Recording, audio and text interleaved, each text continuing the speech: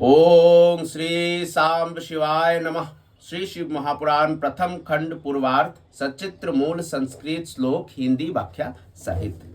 नमस्कार। आज मैं श्री शिव महापुराण के अंतर्गत जो रुद्र संहिता है उसका तीसरा भाग, तृतीय रुद्र संहिता, जहां मैं पार्वती खंड का पाठ कर रहा हूं। आज मैं पार्वती खंड में तृतीय अध्याय का पाठ करने जा रहा हूं। ध्यानपूर्वक सुने, फूल टूटी होने से क्षमा कीजिए।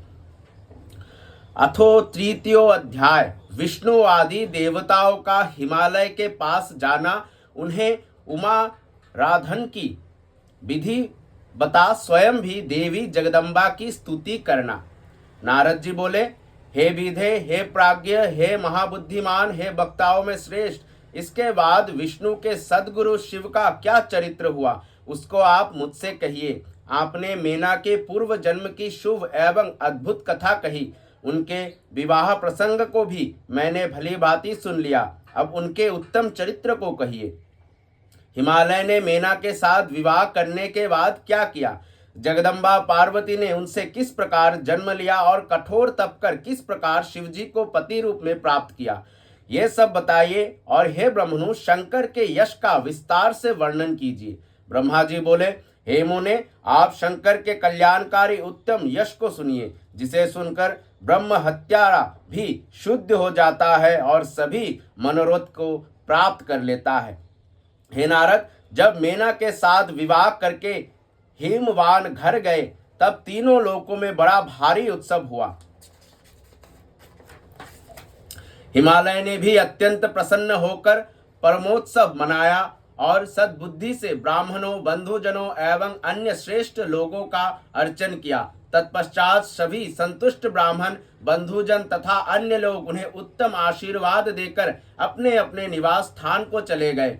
हिमालय भी अत्यंत प्रसन्न होकर अपने सुखदायक घर में, अन्य रम्य स्थान में तथा नंदन आदि वनों में भी मेना के साथ रमन करने लगे। हे मुने, उसी समय विष्णु आदि समस्त देवता और महात्मा मुनि गिरिराज के पास गए।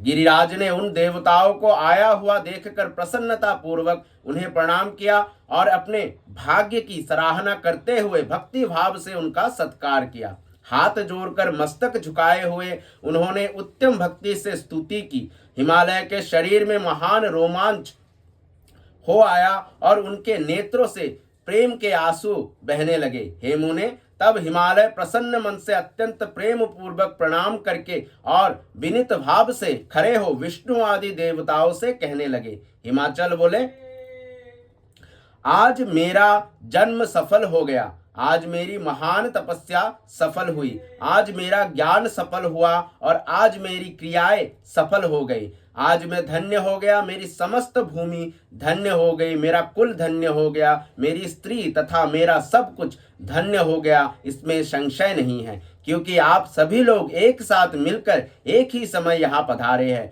मुझे अपना सेवक समझकर आप लोग प्रसन्नता पूर्वक उचित कार्य के लिए आज्ञा दें। ब्रह्मा जी बोले, तब हिमालय के इस वचन को सुनकर विष्णु आदि वे देवता अपने कार्य की सिद्धि को मानकर प्रसन्न होकर कहने लगे। देवताएं बोले, हे महाप्राज्ञ हिमालय, हमारा हितकारक वचन सुनिए। हम सब लोग जिस काम के लिए यहाँ आए हैं उसे प्रसन्नता पूर्वक बता रहे हैं। हे गिरे, पहले जो जगदम्बा उमा दक्ष कन्या सती के रूप में उत्पन्न हुई थी और रुद्र पत्नी होकर चिरकाल तक इस भूतल पर क्रीड़ा करती रही, वे ही जगदम्बा अपने पिता से अनादर पाकर अपनी प्रतिज्ञा का स्मरण करके यज्ञ में शरीर का त्याग कर अपने परम धाम को चली गई। हे हिमगिरे, ये कथा लोक में विख्यात है और आपको भी विदित है।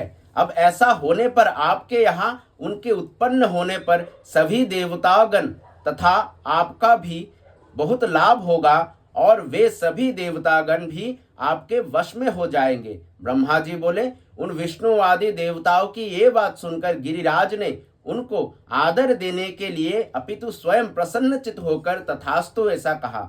तत्पश्चात वे देवता उमा को प्रसन्न करने की उस विधि को हिमालय से आदर पूर्वक कहकर स्वयं शंकर प्रिया उमा की शरण में गए।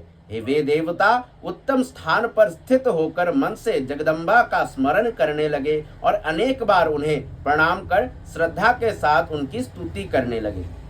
देवता बोले, हे देवी, हे उमे, हे जगन्मात, शिवलोक में निवास करने वाली, हे सदाशिव प्रिय, हे दुर्गे, हे महेश्वरी, हम आपको प्रणाम करते हैं। हम लोग श्री शक्ति, पावन, शांत, पुष्टि रूपिणी, परम तथा महत और अव्यक्त रूपिणी आपको भक्ति पूर्वक प्रणाम करते हैं। कल्याण रूपिणी, कल्याण करने वाली, शुद्ध, स्थूल, सूक्ष्म सबका परम आश्रय और अंतर विद्या तथा सुविद्या से प्रसन्न होने वाली आपको हम नमस्कार करते हैं। आप ही श्रद्धा है, आप ही धृति है, आप ही श्री है, आप ही सर्वागचरा है, सूर्य में रहने वाली प्रकाश रूपा आप ही है तथा आप अपने प्रपंच को प्रकाशित करने वाली है, जो ब्रह्मांड में तथा समस्त जीवों में रहने वाली है और जो ब्रह्मा से लेकर समस्त तीन पर्यंत संसार को तृप्त करती है, उन्हें हम प्रणाम करते हैं।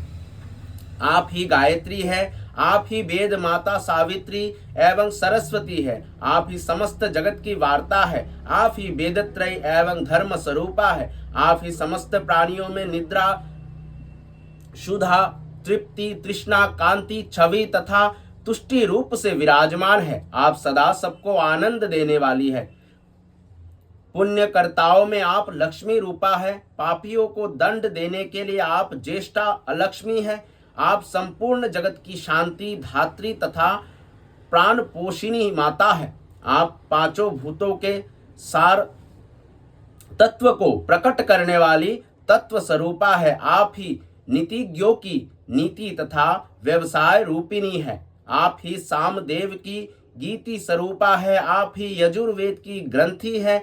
आप ही ऋग्वेद की ऋचा रूप स्तुति तथा अथर्ववेद की मात्रा है और आप ही मोक्ष स्वरूपा है, जो सभी देवगणों की शक्ति है, तमोमयी है, एकमात्र धारण पोषण गुणों से देखने में आती है, रजोगुण के प्रपंच से केवल सृष्टि रूपा है तथा जिन्हें हमने कल्याणकारिणी सुना है, उनकी हम स्तुति करते हैं।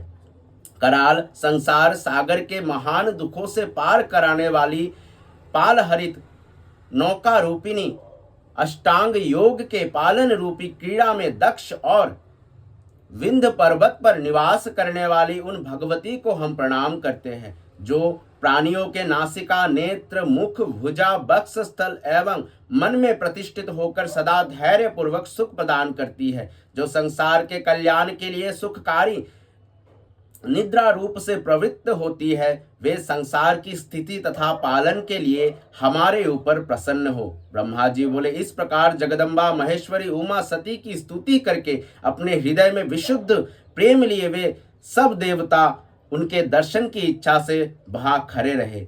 इस प्रकार श्री शिव महापुराण के अंतर्गत द्वितीय रुद्र संहिता के तृतीय पार्वती खंड में देव स्तुति वर्णन नामक तीसरा अध्याय पूर्ण हुआ। धन्यवाद।